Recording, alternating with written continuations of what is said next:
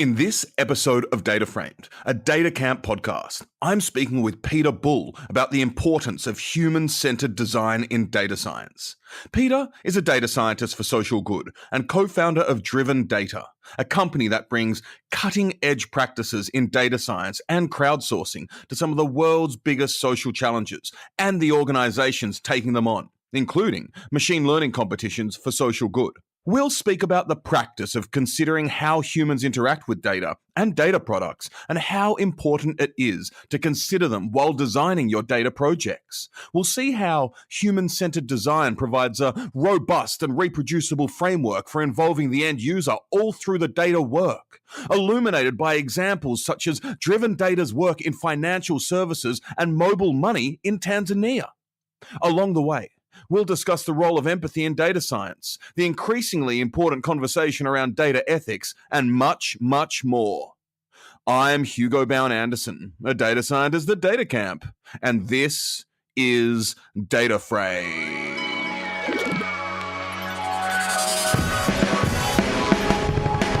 Welcome to DataFramed, a weekly DataCamp podcast exploring what data science looks like on the ground for working data scientists and what problems it can solve. I'm your host, Hugo Anderson. You can follow me on Twitter at HugoBound and DataCamp at DataCamp. You can find all our episodes and show notes at datacamp.com/community/podcast. Hi there, Peter, and welcome to DataFramed. Thanks, Hugo. I'm happy to be here. I'm happy to have you here, and I'm really excited to be talking about human-centered design and data science, the role of design in data science, and what data science can tell us about human-centered design as well. But before we get into this, I want to find out a bit about you. What are you known for in the data community? Primarily, I'm known for my work at DrivenData. DrivenData is an organization that runs machine learning competitions that have a social impact. So we work with nonprofits, NGOs, government groups, to help them figure out a way that machine learning can help them to be more effective. Then we put that online so that our global community of data scientists can come up with the best solution to this particular problem. And then after the competition, we help the organization to use that going forward. So that's probably one of the things is just that work at DrivenData that we've been doing for the last 5 years. But outside of that, there are two particular areas of data science that I often talk about and I'm very interested in. And the first one is engineering best practices for data science. So I'm one of the maintainers of the Cookie Cutter Data Science Project, which is a project template that I hope we get some time to talk about because it's one of my pet projects and I think it makes a big difference in our own work. And I hope it makes a difference for other people. And then the other one is thinking about the social impact that data science can have and its relationship to the larger data ethics conversation that's happening. So we just released a package called DEON, D-E-O-N, that's for building ethics checklists that you can use as part of your data science project. So if we get a chance, I'd love to talk about both of those as well, because they're things that I care deeply about. I would love to jump into all of these things. So to recap, we have machine learning competitions with social impact, engineering best practices, which I think is incredibly important, particularly because, there is an argument that in data science, there is the idea of best practices in general is in a woeful state and something that's trying to be, a lot of people are working on correction for, and bringing engineering best principles into that will be essential. And then, of course, the data ethics aspect of your work. Very recently, Mike Lukides, Hilary Mason, DJ Patel have started writing their series on data ethics for O'Reilly, where they've actually got a post, as you know, on checklists versus ODEs versus codes of conduct. So I think all of these things are incredibly topical. So let's just spend a bit of time to go through each of these. In terms of your machine learning competitions with social impact, could you just give us a couple of examples? Yeah, sure. So I'll start with one of my favorites, and that was the first competition we ever ran. So there's a nonprofit organization called Education Resource Strategies. And really what they want to do is they want to help school districts to spend their money more effectively. So schools are spending money on things like student transportation, teacher salaries, textbooks, and they have a wide range of operational costs. And right now, it's very difficult for a school district to say, am I paying a lot more for textbooks than neighboring districts and getting the same outcomes? Are my investments being effective? And the biggest barrier to doing that kind of benchmarking or comparison is that school budgets come in wildly different formats. And there's no standard for reporting the categories of a budget expenditure so that I can say we're spending more on textbooks than a neighboring school and we need to look at this. So Education Resource Strategies gathers all of this budget information from the districts they work with. And ultimately, what their output is a recommendation for how to think about the school district's budgeting after they go through this process of benchmarking that district against other districts. So the big problem is that they spend hundreds of person hours a year looking at Excel spreadsheets, reading a budget line item, and trying to assign it a standard set of categories. So, as I'm sure your audience will have picked up on that description, they have a lot of labeled data that they've generated through the course of their operations. And that labeled data is a budget line item, a description of it, the cost of that budget item, and then what category it belongs to, whether that is transportation, textbooks, extracurricular activities, administrative salaries, all of those things they've captured over their history of working with school districts. So our first competition was, how do we help this organization that really cares about the output report and not about this taxonomy process? How do we help them to automate that? So we ran a competition where people built algorithms to parse the natural language in these budgets, to look at these budget costs, and to automatically assign categories for those school budgets to those line items. And we took the output of that competition, we turned it into a tool that fits into the workflow that this organization already had. So it's saving their analysts tons of time in terms of just reading through Excel spreadsheets so that they can focus that time where they can really add value, which is about making recommendations for how those budgets can be changed. That's great. And it seems like it would reduce so much of the manual labor involved. Yeah, really, it's the last time we checked in, it was saving them about 300 person hours a year to automate that process. And for a relatively small nonprofit organization, that's actually a huge amount of labor savings. And really, their goal is to employ those savings more effectively where their employees actually add value rather than in the labeling of spreadsheets where it's just this task that had to happen anyway. Yeah, absolutely. And we should mention that if people find this type of stuff pretty exciting and interesting, they can check out a lot of the competitions at DrivenData. But if they find this particular competition interesting, they can even take the DataCamp course that you built and that I collaborated on, which is learning from the experts, and you get to build the winning solution in the end. Yeah, that's right. So that course will walk through not only what a baseline solution to a problem like this is, but also how the person who won the competition combined a number of interesting techniques to get to that best performing solution. And I'm not going to spoil the punchline. I don't want you to either, but I will say that it's not an LSTM or any crazy deep learning architecture that wins the competition. So now we've talked about the types of machine learning competitions you do at DrivenData. Maybe you can tell us a bit about your thoughts on engineering best practices for data science, and in particular, your cookie cutter data science project that you maintain. Great, yeah. So my background is in software engineering. And so one of the things that I think about while I'm working on data science projects is how software and data science go together. I think there are some important differences between the processes in that data science tends to be more open-ended, tends to be more of a research and development effort. But it's still the fact that a lot of what we do in data science is at its core building software. Even if that software exists in a Jupyter notebook or in our Markdown file, it's still a piece of software. And a lot of the best practices that come out of software engineering can be employed to improve those products. And so the cookie cutter data science project is what we think of as the first pass at standardizing our process to make ourselves more effective. And that's to have a consistent layout of what a data science project looks like. So if you were to look at a web application in Django, which is a Python web framework, or in Ruby on Rails, or in Node.js, all of these are different programming languages. But anytime you build a web application in one of those frameworks, you have more or less the same structure. And what that means is that anyone who's a web developer can go into a project like that and have some expectation about where they would find certain kinds of code. The code that talks to the database usually lives in one place. The code that talks to the front end usually lives in another place. And those expectations make it very easy to work together and collaborate on projects.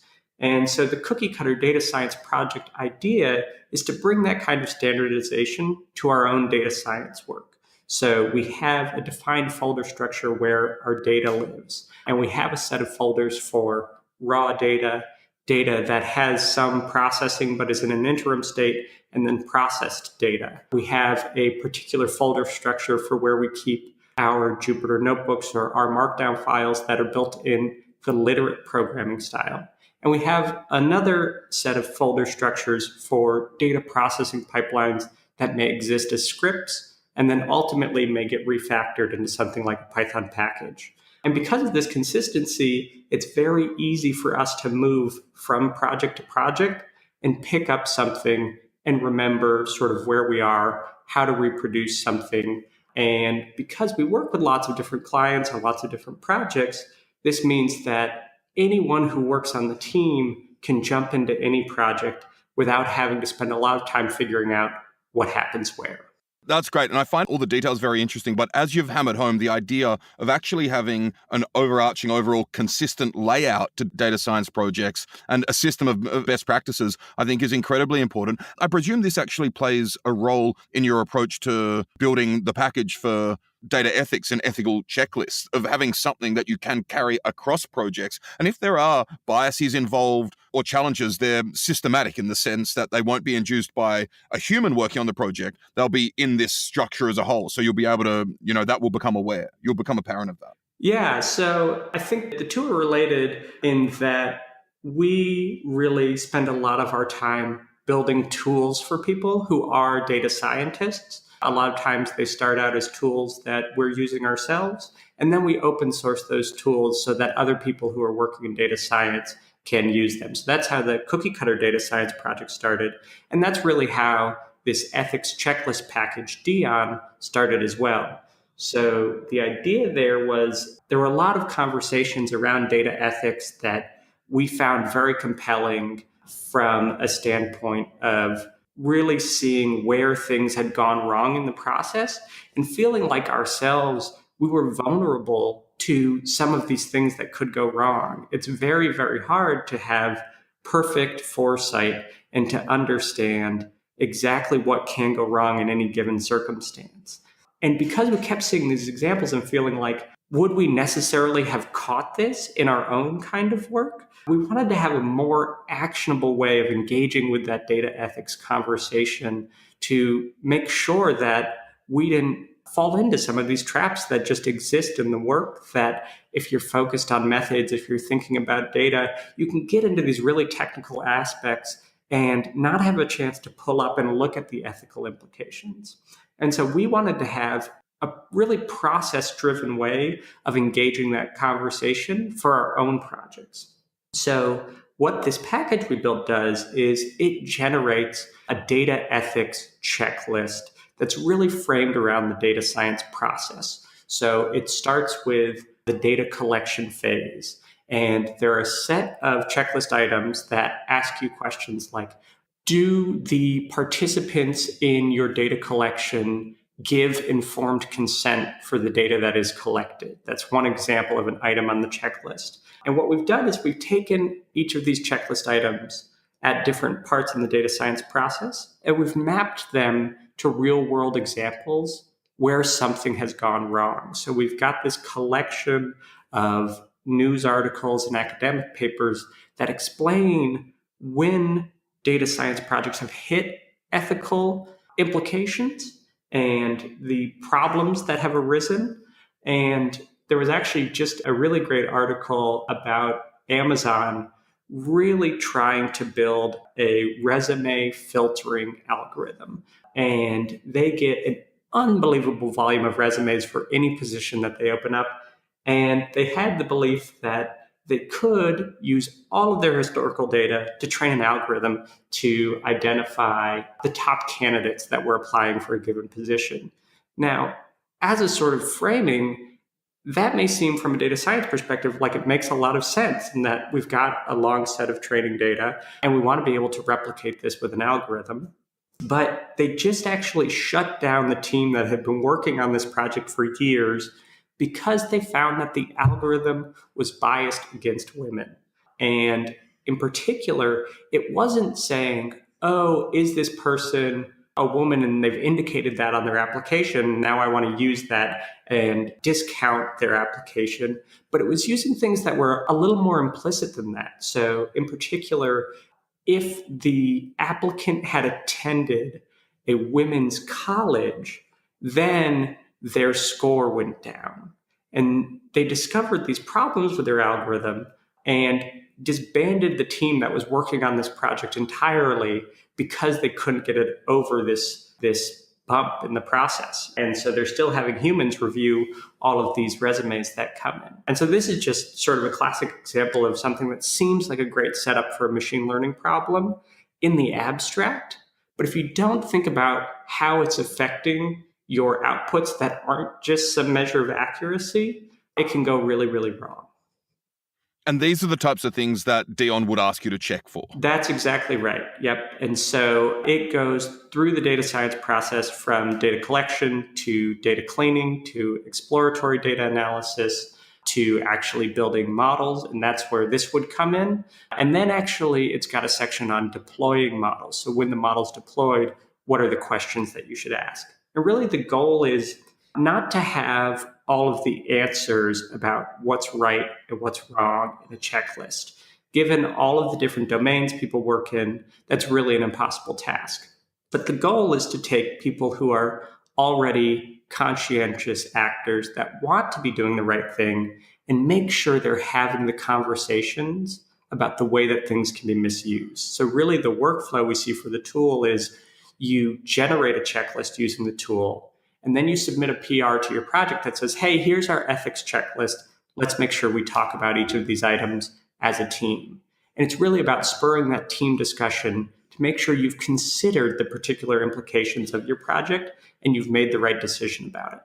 And so we'll include links to the Cookie Cutter project and the Dion package in the show notes. I think this, you're discussing data ethics in terms of thinking about the variety of stakeholders really dovetails nicely into our conversation about human-centered design in data science and why it's important. As a prelude to human-centered design, though, I'd just like to ask you a quick question about the role of empathy in data science as a whole. So I'm wondering, what is the role of empathy in data science for you? That's a great question. So I actually feel like empathy is a term that has started to pop up in the data science conversation as a core skill of a data scientist. And in my mind, empathy is just one way to get at a particular kind of approach. And that approach is to be problem-focused rather than method-focused. And what I mean by that is we should start as data scientists that are really in a professional service role. We're providing a service to different parts of a business or different parts of an organization. We should start with what the problem is that we're solving and understand the context for that problem rather than saying, hey, who's got an NLP problem that I can solve with an LSTM? Or who's got a computer vision problem where I can try out the latest neural network methods and get a really cool result? Because if you start methods first, a lot of times you end up with a solution that's not going to be really useful in the context in which it operates. So when we talk about data science and empathy, what we're really saying is that you should empathize with how your data science output will be used. You should empathize with what's the problem we're solving. So when we talk about empathy, I think that's one way of getting to a perspective that's problem first rather than method first. And do any concrete examples spring to mind? Yeah, so I think that for me, a good example is we worked on a project that is trying to automatically identify species in videos, species of animals, that is. So there's a research organization that has these motion detecting cameras that they set up in the jungle, and they try to record videos of chimpanzees, but they get a lot of videos of other animals as well. And instead of sitting there and watching all of these videos and saying which one has a chimpanzee, which one doesn't, we were helping them to build an algorithm to automatically identify the animals that appeared. And we actually ran a competition around this last year. So if you're curious, you can look at DrivenData.org and see the results of that competition. And what was the name of the competition? The name of the competition was Primatrix Factorization. Stop it. Thanks for asking. I know That's brilliant. We really care about our data science puns, and that's one of my absolute favorites. If we're talking about the data science puns, we have to mention naive bees as well. Yeah, and to be honest, Hugo, with your accent, I wasn't even sure if you were saying bees or bays. So it works even better in Australian.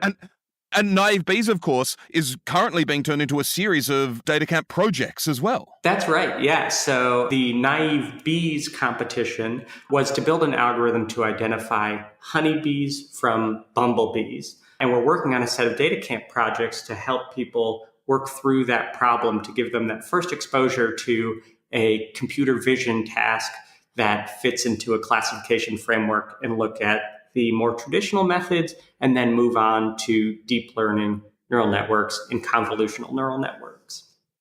Okay, so after that puntastic interlude, back to empathy, the role of empathy in identifying primates? Back to the role of empathy. And really, this is about going back to the context and understanding the context in which you operate. So we're working with this team of ecologists and biologists. They spend a lot of time in the field setting up these cameras, capturing data, watching videos, and then writing papers about what they see in the videos. And the output that we ended up working on after the competition was an open source package that let you run from the command line, predict, here are my new videos, and it would output a CSV with each of the videos and a probability that a certain kind of animal appeared in the videos. And we were pretty pleased with this output. It'd be super useful for us. And the first thing we heard from the team we were working with is, we can't even get this tool installed. I can't get XGBoost to install on my machine. I'm having trouble getting the version of TensorFlow installed. I'm having trouble getting GPU drivers installed. And so all of this stuff that feels like second nature to us as data scientists sort of blinded us to the context in which this tool was actually going to be used. And it's by ecologists that aren't used to all of this complex machinery around the packaging of data science tools that can make it really challenging to use the latest methods. And so that's just a really concrete example of a place where we weren't doing the right thing up front to really understand that context and make sure we built something useful. We were building something that we knew would be useful for us. I've got to make clear that I'm sure a non-trivial proportion of working expert data scientists have a lot of problems getting XGBoost installed occasionally as well. Yeah, if someone wants to take on the initiative to improve the XGBoost installation experience, that's a really valuable project that someone could do for the open source community. We'll jump right back into our interview with Peter Bull after a short segment. We're back with our favourite storyteller. Justin Boyce has been telling us about probability distributions and their stories. Hey, Justin. Hey, Hugo. Normally I'd ask you to tell us another story, but I have some questions for you, so I'm just going to ask. Great. Ask away. Last time you were talking about the exponential distribution. It's the first continuous distribution you've talked about, and you gave the time between the rare events of no-hitters in Major League Baseball, which can be described as a Poisson process, as an example of an exponentially distributed random variable. As a reminder, a no-hitter is when a team allows no hits by the opponent in a baseball game. But then you told us the time between no-hitters in units of games played. If I remember correctly, you told us the longest time between no-hitters was 6,000 some odd games. But isn't the number of games discrete and the exponential distribution describes a continuous time? Very good observation, Hugo. I could almost hear the air quotes when you said time between games. That's right, the time between games is continuous, but number of games is discrete. So strictly speaking, we should use a discrete distribution to describe the number of games between no-hitters. So we can't use the exponential distribution then? No, we can, and as I explain why, I'm going to introduce another distribution with a new story. Here goes. The number of successive failures of a Bernoulli trial before a success is geometrically distributed. So you can think of a Bernoulli trial as a game. A failure is not getting a no-hitter, and getting a no-hitter is a success. So the number of games between no-hitters is geometrically distributed. So not exponential, but related to the exponential. Right, strictly speaking, not exponential, but the geometric distribution is the discrete analog of the exponential distribution. It has the same shape as the exponential, it's just defined at discrete values. So we can approximately use an exponential distribution to describe the number of games between no-hitters. It's called a continuous approximation, and in this case, it is a very, very good approximation. So now we have connected another couple of distributions, the geometric, which is discrete, and its analog, the exponential, which is continuous. Exactly. If you think about it, any digital measurement of time results in discrete data. For example, if we have timing data from a marathon in units of seconds, we strictly speaking have discrete data.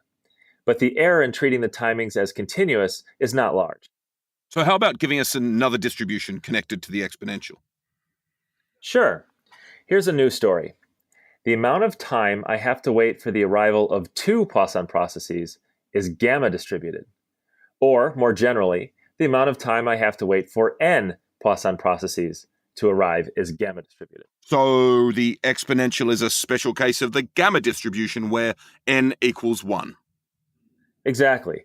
Or you could say that the gamma distribution generalizes the exponential. And the gamma distribution gets more interesting as n grows. It has a peak, unlike the exponential distribution, which just decays away. I should note also that n need not be integer. And so where do we see gamma distributions? Like all distributions, they pop up all over. Now, gamma distributions come up a lot in my field of biology. A common example is the time between spiking or firing of a neuron. After it spikes, there's a refractory period, and a few processes have to happen to have it fire again. Now, they're complicated objects, so not all neurons have interspike intervals that are gamma distributed, but many of them do. Thanks, Justin. Your stories have really been making my neurons fire. And thanks for that intro into the geometric and gamma distributions and their stories. What distribution and story are you going to tell us about next time? You know, I think we're overdue for the granddaddy. Next time, we'll talk about the normal or Gaussian distribution. I can't wait. Let's have story time again soon.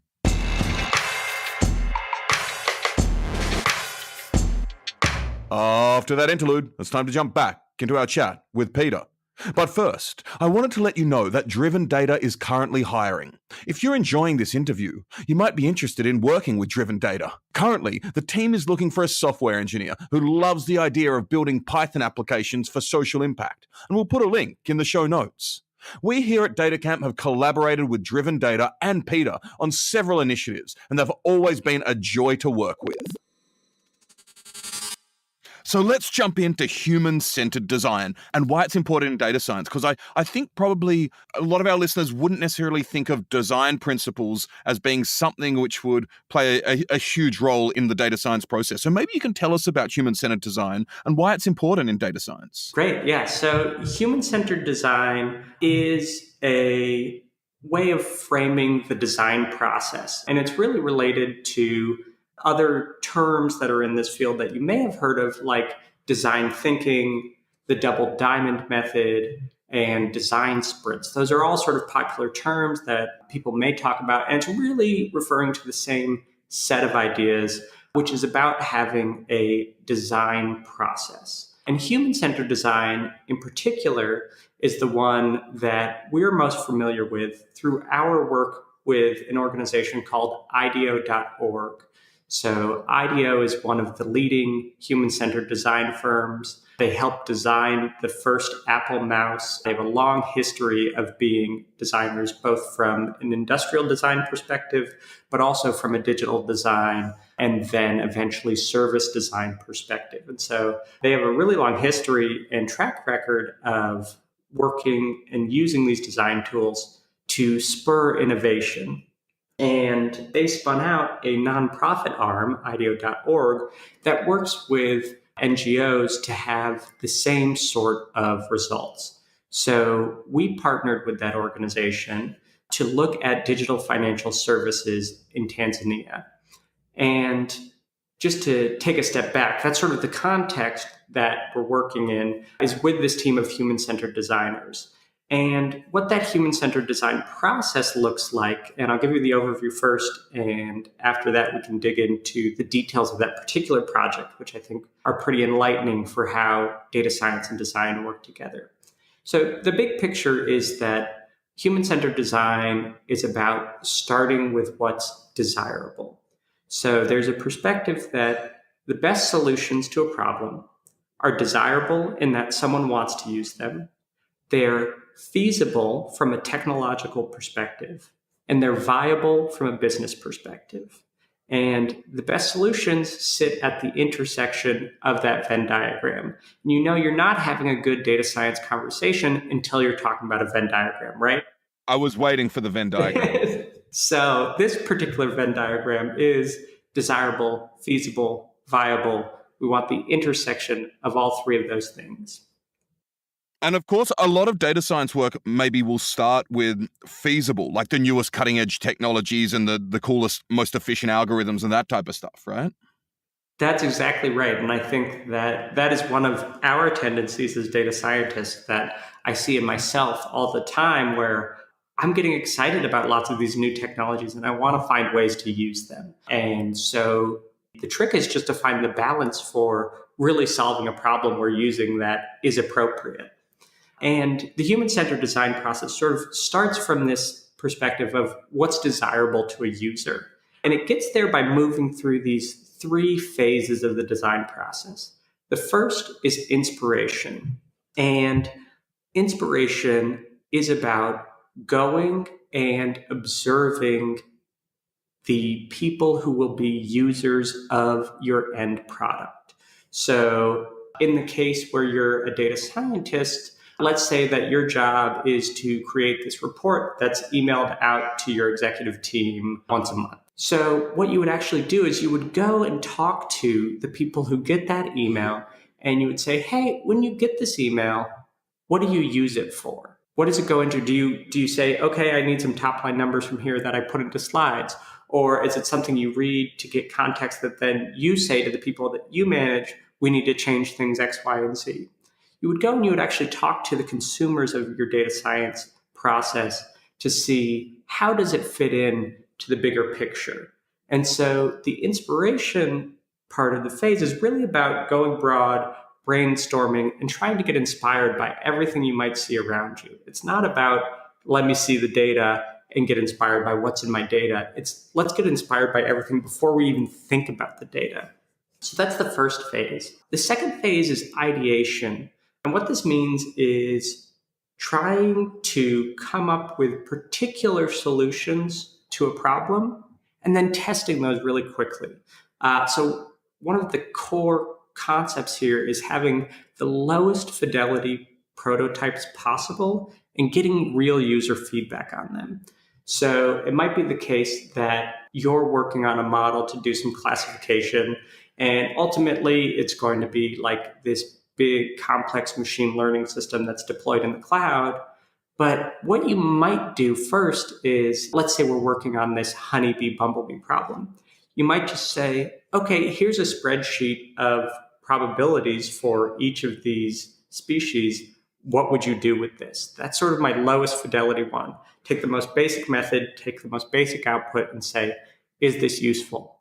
And then you take that and you learn from that. So the ideation phase is about these iterative cycles of learning from low fidelity prototypes that slowly and slowly build fidelity around them.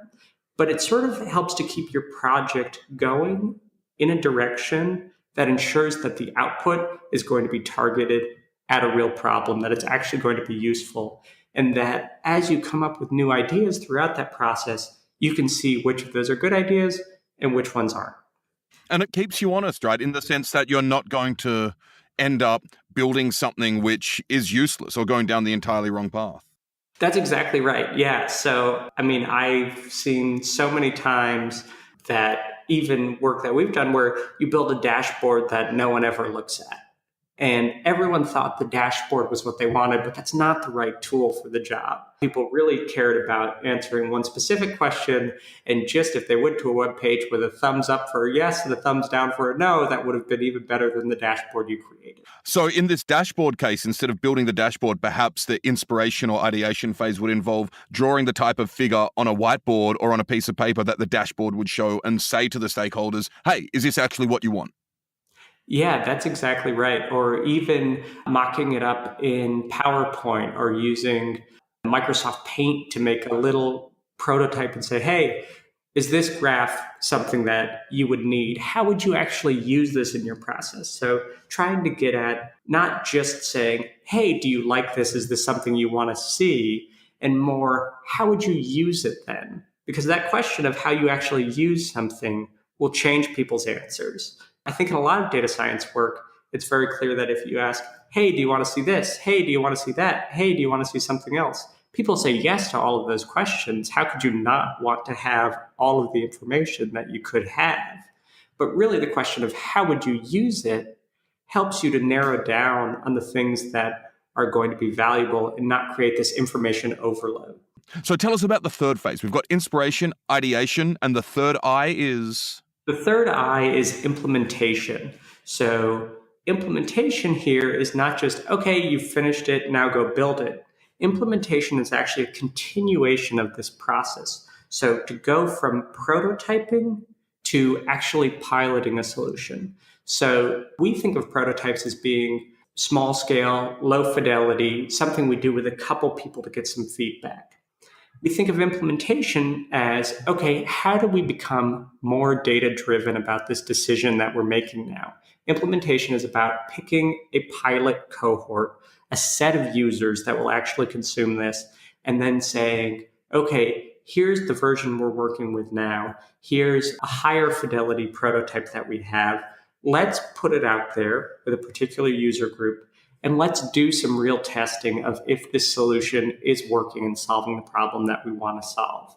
And so implementation is this piloting phase to get to the point where not only do you have a lot of great anecdotal and qualitative evidence that you've built up from these discussions, but you're also starting to get this quantitative evidence for how what you built is changing the metrics that you care about.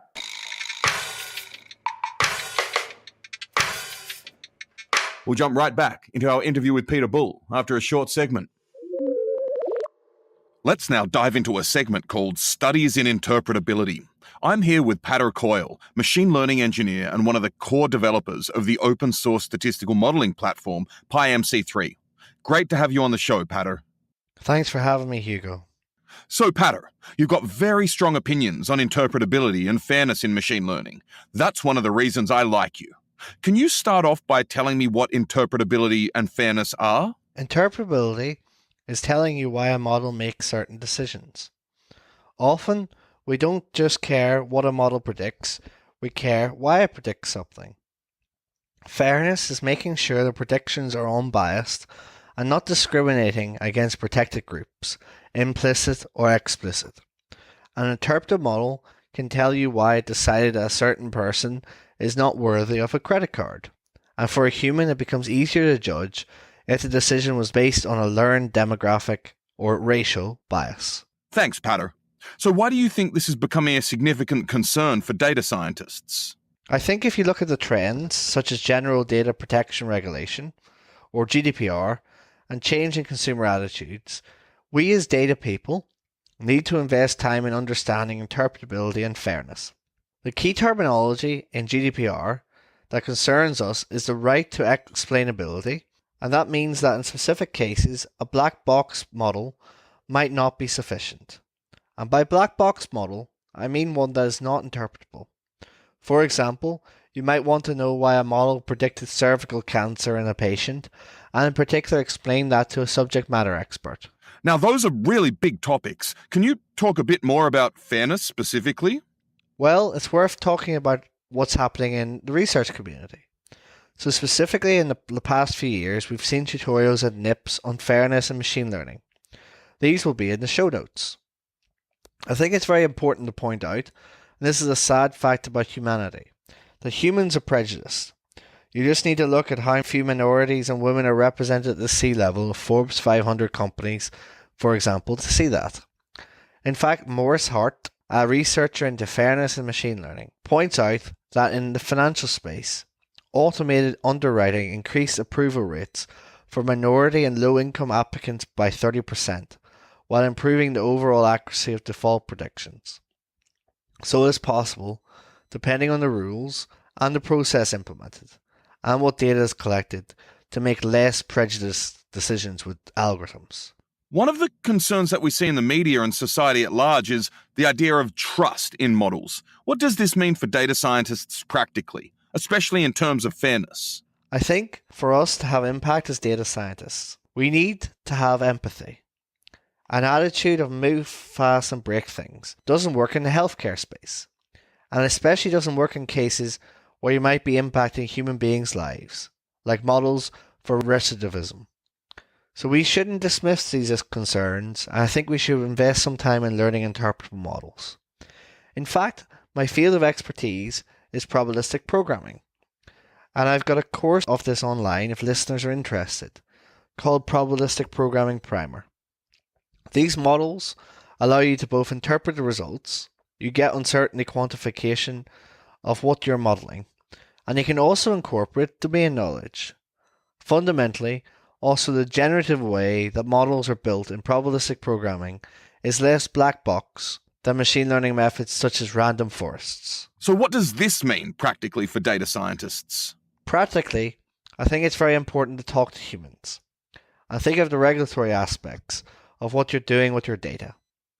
For example, when I worked with credit risk models, we weren't allowed by law to use certain features such as race. I think that part of maturing as data scientists is accepting the legal or ethical framework that you act within, and also think, if this model got leaked to the press, would I be embarrassed about it? I think that's a good sniff test. Patter, thanks for that introduction to studies in interpretability. Anything I can do to help listeners. Thanks for having me.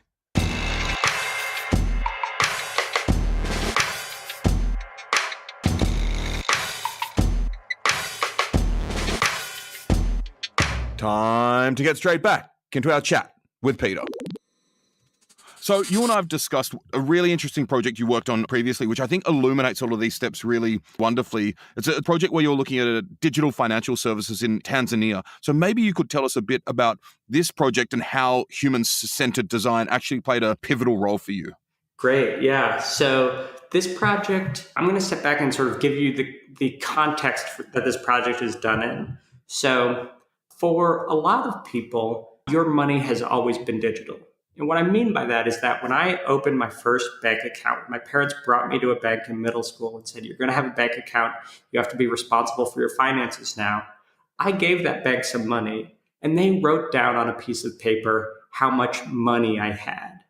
And that amount of money wasn't physical cash that I was holding. That was actually in a database that the bank had that was purely digital. And that's my native experience of what it's like to interact with money, is to have what is really a digital representation of that currency. Whereas in lots of places, bank infrastructure is not very good. It's expensive to build banks. There are security risks of moving physical money around. And in many countries, it's the case that people do most of their interaction with money in pure cash. And that means when they want to save money, they have cash.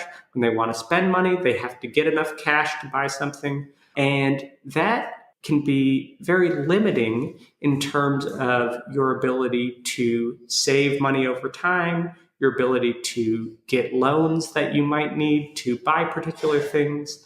And so there's a belief in the international development space that one of the ways in which we can help lift people out of poverty is to provide them access to digital financial services.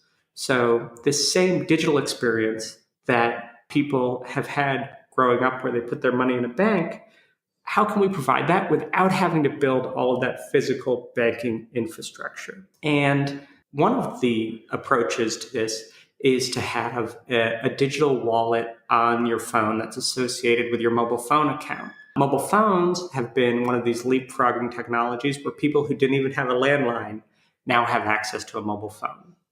So the mobile phone providers are now starting to offer services where you can actually save cash on your phone. You can say, okay, I've got a wallet with $10 on it, and that's just associated with my phone. And so there's this transition from a world in which you just work with cash to a world in which you have some digital representation. And for people who haven't had the experience of always having a digital representation, you have to build trust in that system. You have to make sure that the digital financial services actually fit the needs that this community has. So that's the big sort of project background and context is how do we increase uptake of these digital financial services that are providing for people in these environments that have very volatile incomes, some sense of stability for their money, some access to loan infrastructure, some access to savings infrastructure. So that's the context. This is a project that's funded by the Gates Foundation to try to understand what levers we can pull to help engage people and give them access to these tools. So one of the particular things about this digital financial services system is that you need a way to exchange your digital currency for cash. There's always going to be some sort of transaction that's like working with an ATM. However, ATMs are relatively expensive, and there's a lot of physical infrastructure you need for an ATM to work. So what happens in places where they have digital financial services, and this also goes by the name mobile money, so I'll use those interchangeably, you have what are called mobile money agents. These are usually people that have a small shop somewhere that are selling home goods, snacks, drinks, and they also become mobile money agents. What that means is you can go to them and say, I want to trade $5 digital dollars for $5 in cash, or I want to take $5 in cash and put that in my digital wallet. So they're the interface between physical cash and digital cash. So the focus of our project was, how do we make that interaction between agents and customers one that can help build trust in this mobile money system? And that direction was driven by this human-centered design process. So when we went out, the first thing we did was talk to people who used mobile money and people who didn't. We went and sat in a number of markets. We watched people buying things, and we asked them, why did you buy that with cash? Why did you buy that with mobile money? Do you have a mobile money account? What's your experience been like? And it sounds like in this process as well, then you're getting qualitative data as well as quantitative data. That's right. And really a big part of what you do is try to gather that qualitative data as well.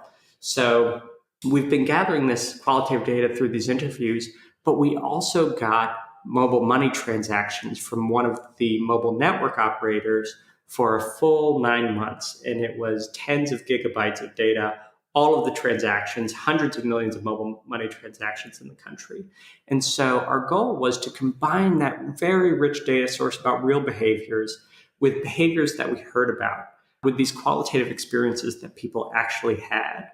And so one really great example that I think just highlights the value of human-centered design is the fact that we kept talking to agents and saying, what are your biggest struggles with mobile money? How do you see it fitting into the larger context of your business where mobile money is one of your revenue streams, but you also sell other goods?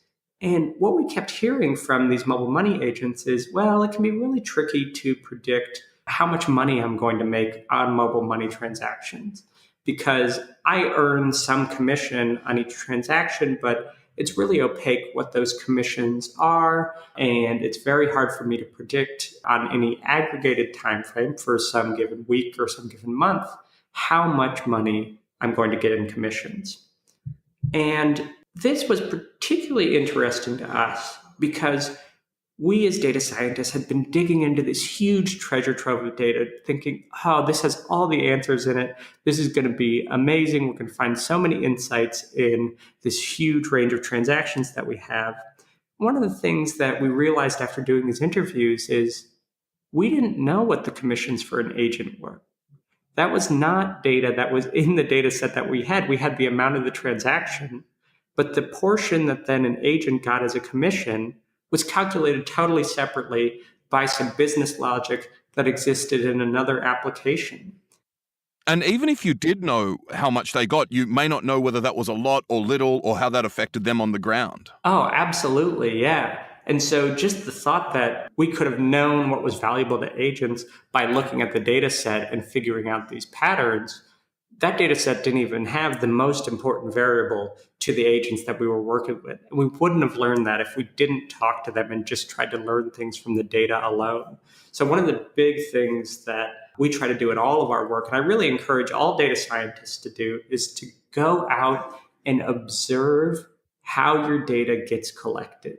So if you're working with IoT data in a factory, actually go to the factory floor, watch how things happen. If you're like us working with digital financial services, go watch people make transactions, see what actions in the real world correspond with something in your data. Because that perspective changes how you think about the data itself. It changes where you trust the data and where you don't trust the data. And so I really encourage people to get away from their screen, step away from their desk, and go watch the data collection in action. And I think in nearly every case, you can go do this and it will have a transformative effect on how you think about that data. I think that's really important, particularly as we live in an age when people maybe first get associated, have experience with data science, online competitions, for example, such as yours, platforms like DataCamp, getting tech data or getting data online and not actually thinking a lot about the data generating process. Yeah, it's very easy to just start with the data and say, okay, what's in here? But until you really understand that data generating process, you won't know to ask what's not in this data that I might care about, or what in this data is not reliable. For example, we saw a lot of these mobile money transactions fail because of network connectivity, for example. And for some of those transactions, we wouldn't have seen that in the data. If the network failed, the transaction never went through, it doesn't get recorded in the database. So understanding the limitations of the connectivity and how that affects the experience is something that we can only even start asking about. How do we measure those transactions when we've actually observed them? So we're going to need to wrap up in a few minutes, Peter. I was just wondering, are there any other aspects of the project in Tanzania that you wanted to discuss? Yeah, so I just to share one other example of where the human-centered design approach, I think, really made a difference. We were looking at the times of day which a mobile money agent was busiest. So when were people coming to trade cash for digital currency or do the opposite? And we took the data and we looked at it for days of the week and times of day. And we built this really beautiful heat map visualization that you can think of as a checkerboard where each of the squares is either lighter or darker based on how many transactions you have. And we made it interactive so that you can hover and you can see how busy for a different region is a different time of day, is a different day of week, and really get a great sense for the patterns in mobile money use that happen. And it's also colorblind human friendly. It absolutely is. We did build it using Viridis, which is colorblind friendly. And if you're not thinking about that for your visualizations, you should be, because that's a little bit of human-centered design. And speaking as a colorblind individual, I'm red-green colorblind, as 8% of human males are. So you appreciate Viridis even more than the rest of us that think it's a beautiful color map. I can't get enough of it. Well, I think it's a really compelling and beautiful color map, which is one of the reasons that we loved this visualization, which is one of the reasons the people we worked with loved this visualization and how interactive it was. But none of the agents that we were working with had access to a computer. They weren't sitting at a laptop and they wanted to look at a dashboard that had this beautiful visualization on it. That wasn't going to be useful to them. So what we ended up actually building was a text-based visualization that was essentially just a bar chart where it would say M for Monday, and then it would have 3 capital I's in a row, and then it would have T for Tuesday, and it would have 8 capital I's in a row. And by building these text-based visualizations, essentially bar charts built out of characters, we could actually give a data visualization experience to these agents that were working on feature phones. And that process of taking something that we think of as an amazing data science output, this really compelling interactive visualization, and putting that visualization into a context where it can actually get used is one of the transformative experiences of that project for us, where we started to think about, okay, what's the context for all of our output, not how do we make the most amazing data visualization. Yeah, and it's so reliant on the knowledge of what actual technology, what phones humans have on the ground, right? Yep, that's absolutely right. So, Peter, as a final question, I'm wondering if you have a final call to action to all our listeners out there. Yeah, so I think there are, in my mind, 4 core activities of a human-centered data scientist. And I think we should all be human-centered data scientists. And the first one is go to the field and observe the data being generated. Without understanding what a row in your data set means, without actually observing that happening, without knowing what gets captured, what doesn't, what happens when something goes wrong, you'll be very limited in the output that you can have. And also, if you do go and do that, you'll be so much better positioned to ask questions that matter of your data. Without talking to those agents, we wouldn't have asked that commission question of the data set. So going to the field, observing data being generated is item number 1. Item 2 is design with, not for, by iterating on prototypes.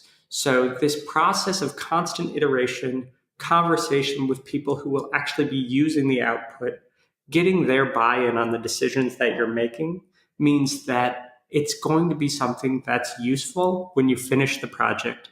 Not, I worked for 3 months. Is this good for you? Oh, no, it's not, or it requires some major changes. It's how do we keep that process tighter in sync so that we're actually building things that are useful. And we do that with really low fidelity prototypes that we're constantly testing. The third is to put outcomes, not methods or outputs first. So that's really saying, what is the outcome we cared about? In our case, it was the increase in adoption of digital financial services. That's what we cared about. And in particular, we thought we could do that by improving the tools that mobile money agents had. So our goal was to say, okay, the best outcome is for mobile money agents to be making more transactions. That's what we want to measure. And it wasn't, how do we do the most interesting dimensionality reduction on this huge data set that we have? The fourth item is to build consensus on metrics for success. And I think this is one of the most difficult but most important ones, is you need to define upfront what success means, and you need to get buy-in from everyone on that being successful. And I think this is one of the things that people assume they've got the same goals if they're working on the same project from the get-go. But until you have that explicit discussion about what success means and what those metrics are, you won't be optimizing for exactly the same thing. So those, I think, my call to action really is to take those and try to build them into your process as a data scientist. Other than becoming a human-centered data scientist, thinking about your users and using a more collaborative process, I would encourage people to come check out a competition on drivendata.org. Got a lot of interesting social impact projects happening there. Or to check out one of the open source projects that we had as part of this discussion. That's Cookie Cutter Data Science and Dion, the ethics checklist package. And of course, both of those projects and engaging in competitions and all the other great stuff you do on Driven Data will help any budding data scientist or established data scientist to doing more human-centered data work as well. Yeah, that's the goal. Peter, it's been such a pleasure having you on the show. Hugo, thanks for having me. I love chatting as always.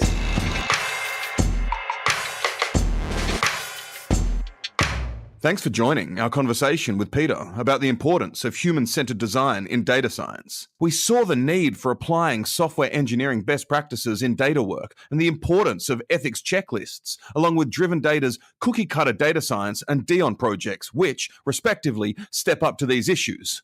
We also saw how the process of human-centered design is a manifestation of the principle of empathy for users in terms of iterating on data products, for example, that they both want and find useful. Peter provided several illuminating examples, including Driven Data's work with mobile money financial services in Tanzania to make the interaction between agents and customers one that can help build trust in the mobile money system. Starting with what is desirable is key, as opposed to what's feasible, and then rapidly iterating through inspiration, ideation, and implementation with the end user along the way. And don't forget, if you like this interview, you might be interested in working with Driven Data. Currently, the team is looking for a software engineer who loves the idea of building Python applications for social impact. We'll include a link in the show notes. Also, get pumped the heck up for next week's episode, a conversation with Angela Busser about managing data science teams. Angela is Director of Data Science at iRobot, where she leads the team through development of machine learning algorithms, sentiment analysis, and anomaly detection processes. iRobot are the makers of consumer robots that we all know and love, like the Roomba and the Brava, which are, respectively, a robotic vacuum cleaner and a robotic mop. Angela will talk about how to get into data science management, the most important strategies to ensure that your data science team delivers value to the organization, how to hire data scientists, and key points to consider as your data science team grows over time, in addition to the types of trade-offs you need to make as a data science manager and how you make the right ones. All this and much, much more. I'm your host, Hugo Bown-Anderson. You can follow me on Twitter at Hugo Bown and DataCamp at DataCamp. You can find all our episodes and show notes at datacamp.com/community/podcast.